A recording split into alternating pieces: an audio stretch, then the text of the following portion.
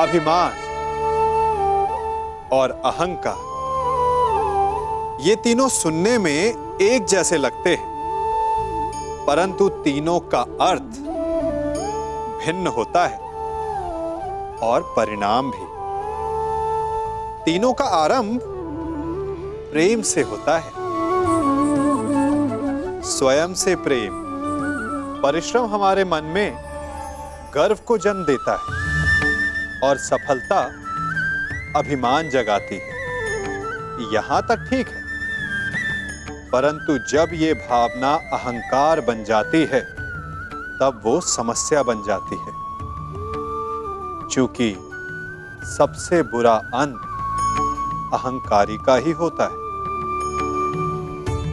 परंतु मनुष्य के लिए पहेली यही है कि पहचाना कैसे जाए कि अहंकार जग गया है और उसका दमन आवश्यक है। इसका उत्तर मैं नहीं, आपका मन देगा।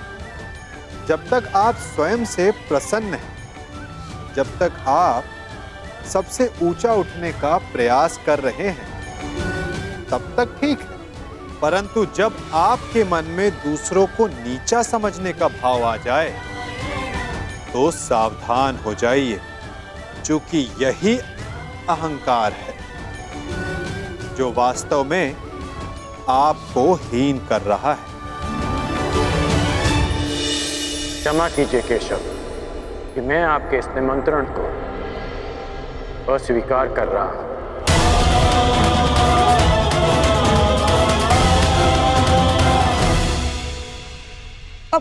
वासुदेव, अंगराज थोड़े भावुक हो गए हैं, परंतु आप निश्चिंत रहिए, हस्तिनापुर इस यज्ञ में अवश्य सम्मिलित होगा।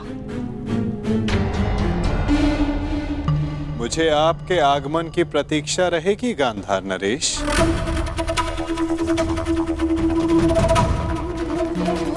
और आपके मित्रों की भी।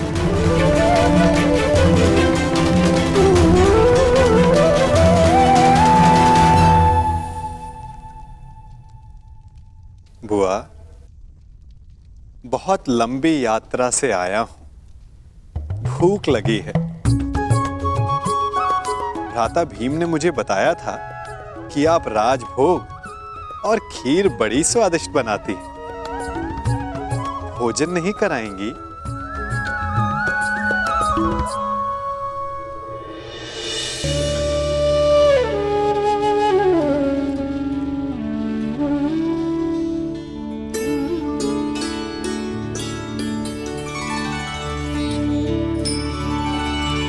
आनंद आ गया बुआ।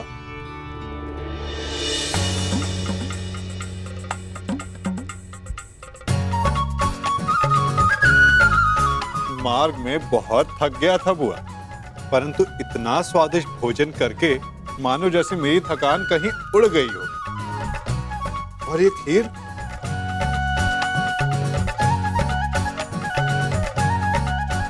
ये खीर तो बहुत ही स्वादिष्ट है बुआ।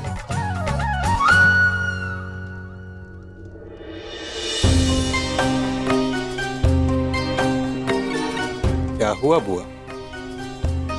आप प्रसन्न नहीं हैं? आपके पुत्र राजसूय यज्ञ करने जा रहे हैं। आप अपने पांचों पुत्र से मिलने वाली हैं बुआ। आपको तो परम आनंदित होना चाहिए।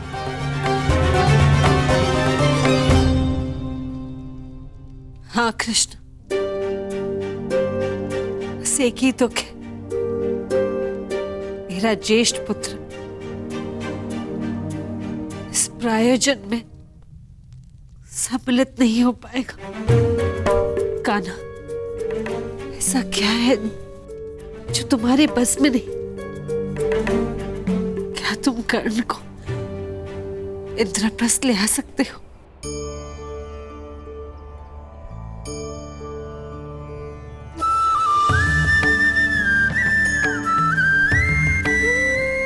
मैंने तो छाछ का ऋण भी उतारा है बुआ।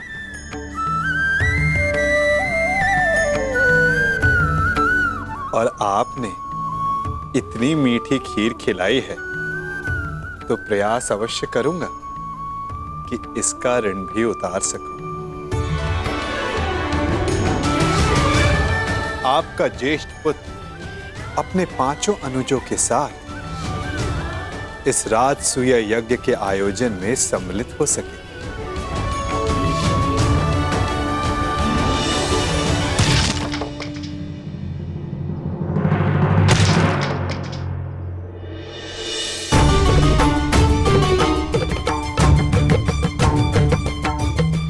ऐसे आघात शत्रु पर उचित है महाबली। बेचारी लकड़ी को पीड़ा क्यों दे रहे हो?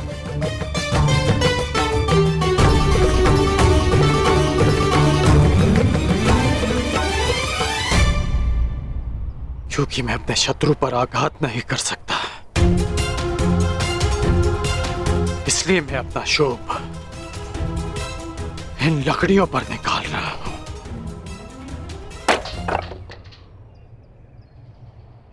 इस समय शत्रुओं की नहीं, मित्रों की सोचो में। जब दुर्योधन इंद्रप्रस्थ आने को प्रस्तुत है, तो तुमने आपत्ति क्यों जताई अंगराज? आपत्ति अंगराज को नहीं, उस सूत पुत्र को है जो परिवर्तन चाहता है और जो युधिष्ठिर की नीति का विरोधी है। इसलिए युधिष्ठिर के आयोजन में सम्मिलित होना मेरे मन को स्वीकार नहीं। मन की सुनना अच्छी बात है अंगराज, परंतु जो वचन दिया उसका क्या?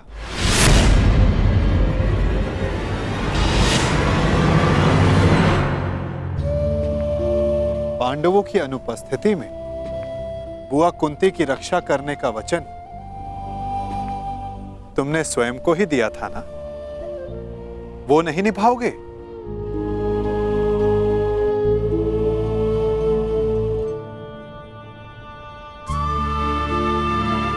मैंने तो बस तुम्हें तुम्हारा वचन स्मरण करवाया है अंगराज। उसे निभाना है या नहीं, ये तुम्हारा निर्णय है।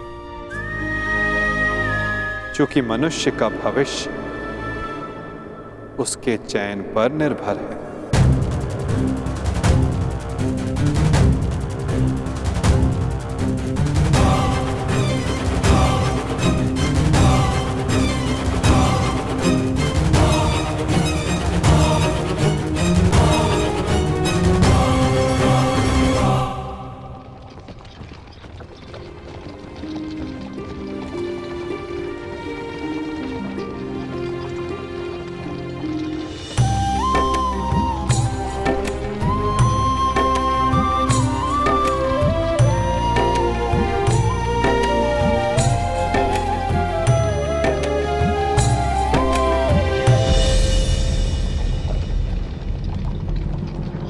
सारथी, रथ रोको।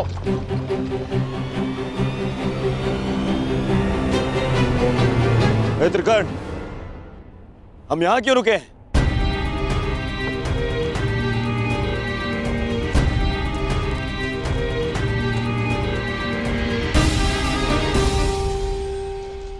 हम इंद्रप्रस्थ की सीमा पर खड़े हैं मित्र।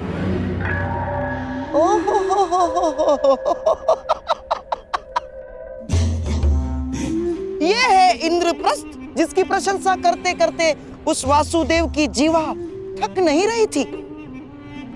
सुना है कि इंद्रलोक से भी अधिक सुंदर है ये इंद्रप्रस्थ। कैसा इंद्रलोक! ऐसा प्रतीत होता है कि दरिद्र लोक में पहुंच गए हैं हम। और हाँ, वैसे भी जो सारा जीवन वन में व्यतीत करते आए हैं, उनसे इससे अधिक अपेक्षा क्या की जा सकती?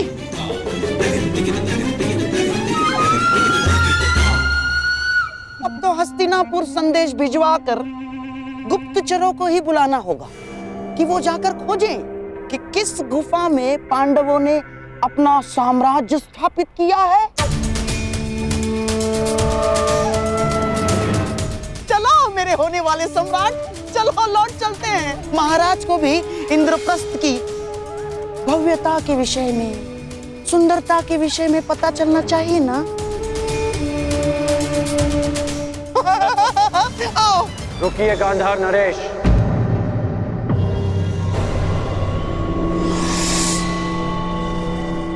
आप तो गांधार के राजा हैं ना, तो क्या आपको ये नहीं पता कि इंद्रप्रस्थ को देवताओं के वास्तुकार विश्वकर्मा ने बनाया है? कुछ तो दिव्य बनाया होगा ना। तुम्हारा तात्पर्य क्या है मित्र?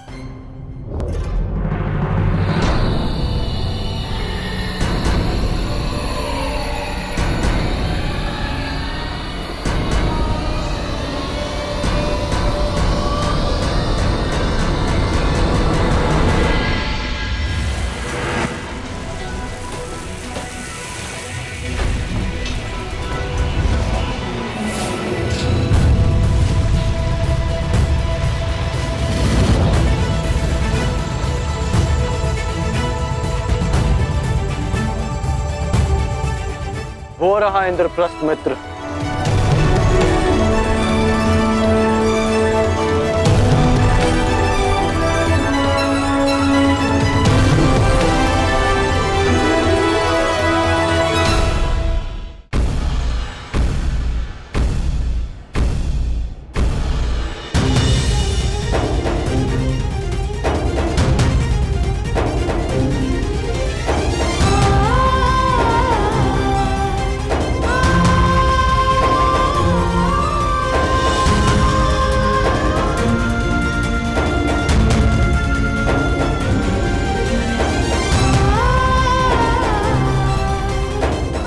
इसी प्रकार तो सब प्रगति करते रहो पुत्र।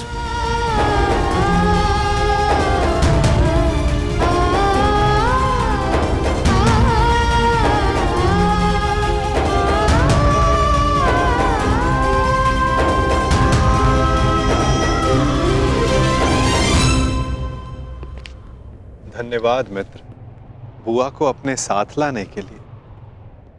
धन्यवाद स्वीकार नहीं कर सकता वासुदेव। मैं यहाँ केवल अपना वचन निभाने आया हूँ। कारण कुछ भी हो मित्र, परंतु इस समय तुम पांडवों के अतिथि बन ही गए। अब सत्कार तो स्वीकारना पड़ेगा ही।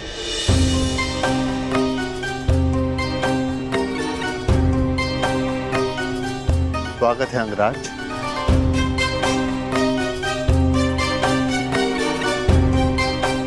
इंद्रप्रस्थ आपका अभिवादन करता है।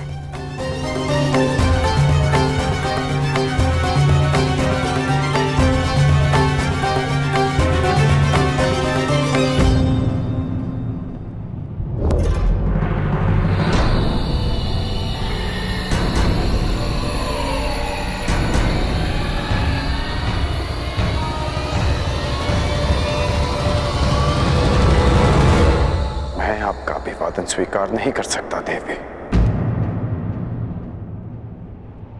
किंतु आप अतिथि हैं, आपका स्वागत अनिवार्य है अंगराज।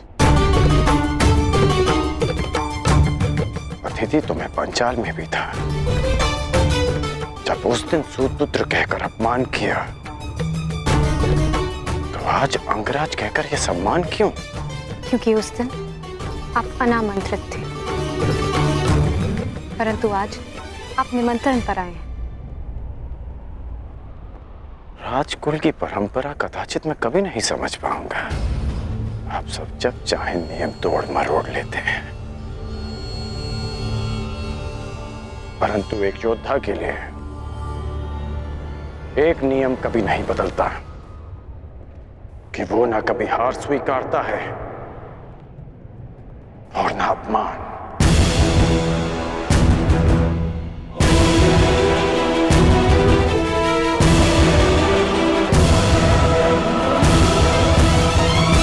वैसे भी मेरी दृष्टि में युधिष्ठिर युवराज दुर्योधन से श्रेष्ठ शासक नहीं है। परंतु एक ये शासक तो अपना अपना दृष्टिकोण है अंगराज। अति सुंदर।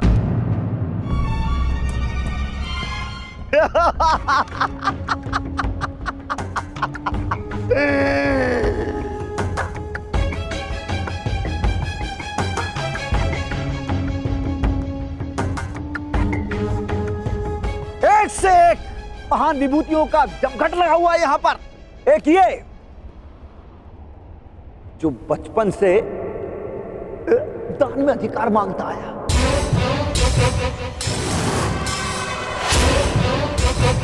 और ये बचपन से ही सब कुछ छल से चुराता आया, और उसके उपरोक्त ये महान पांडव इस हीन को अतिथि मानकर इसका आदर सत्कार कर रहे हैं।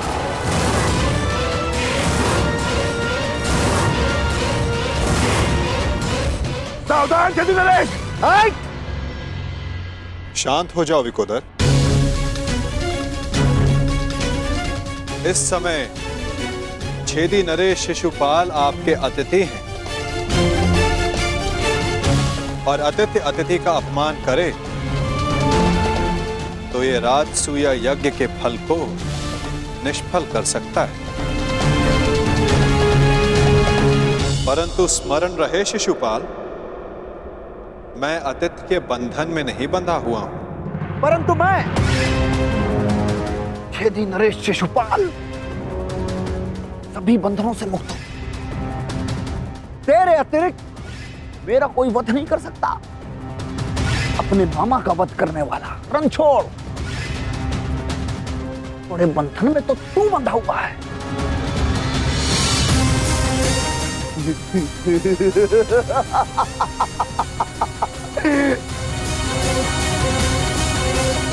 जब तक इस माला में मोती शेष हैं, तू भी मेरा कुछ नहीं बिगाड़ सकता। पूरे 100 मोती हैं। छलिया चोर।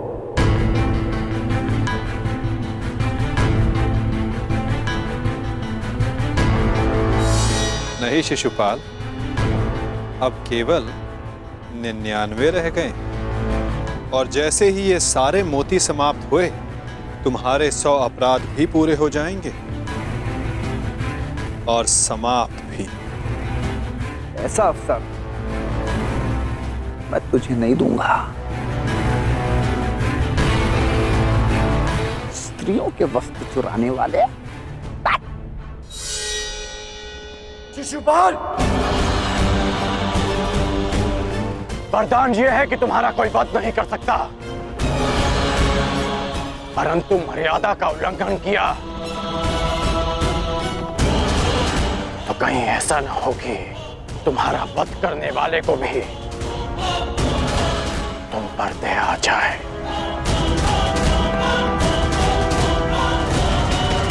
अंगराज, हम यहाँ पांडवों के आनंद में आए हैं। यहाँ कोई उत्पात उचित नहीं होगा।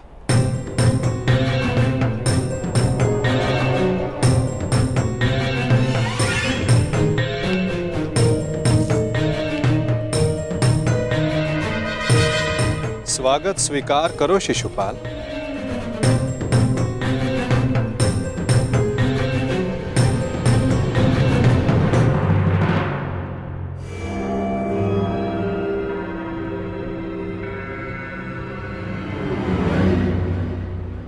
एक पुरुष को 100 पत्नियां संतुष्ट नहीं कर सकती,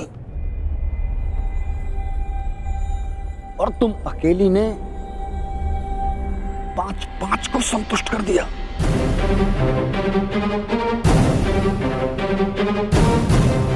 अद्भुत।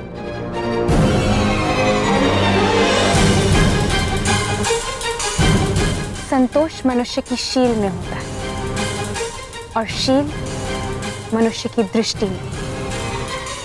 अपनी दृष्टि सीधी कर लीजिए।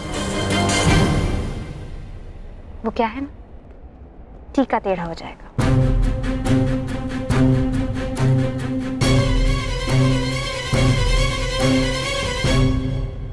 देख रहे हो मेरे होने वाले सम्राट? अब आएगा यहाँ आनंद। न हींग लगेगी, न हल्दी, परंतु रंग बहुत सुंदर जमेगा। इस मूर्ख शिशुपाल का अहंकार और द्रौपदी का दर्द आपस में टकराएंगे।